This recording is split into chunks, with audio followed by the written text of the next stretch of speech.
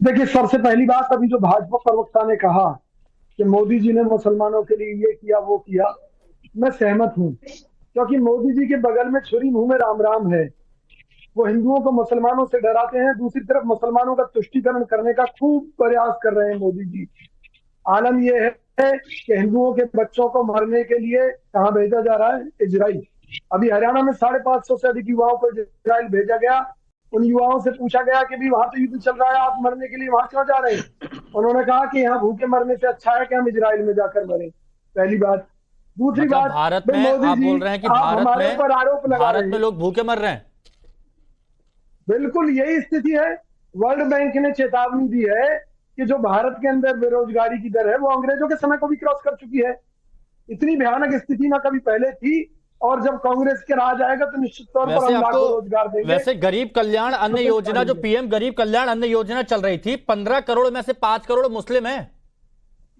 मेरी बात सुनिए, 81 करोड़ लोग 5 किलो गेहूं पर जीवन जीने के लिए मोदी जी ने मजबूर कर दिए। नहीं, आप आप तो बोल रहे हो अंदाजा कि तो लगाइए। मुसलमानों के साथ में ऐसा किया एक जा रहा है। अरब सुनिए। एक और आंकड़ा दिया गया कि 28/1/2022 की ये बात है। उसमें ये कहा गया कि 45 लाख आवास जो दिए गए उनमें से 35% मुस्लिम आबादी को दिए गए हैं। 9 करोड़ को 5 लाख सालाना स्वास्थ्य बीमा, उसमें से 3 करोड़ मुस्लिम है। ये भी एक आंकड़ा है और फैक्ट है आप बिल्कुल। मेरी भी बात समझिए।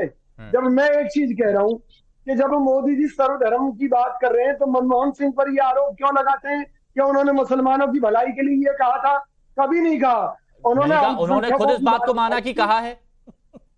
नहीं उन्होंने खुद कहा। इस बात को माना है। On record. ऑन सुनिए, रिकॉर्ड कहा है।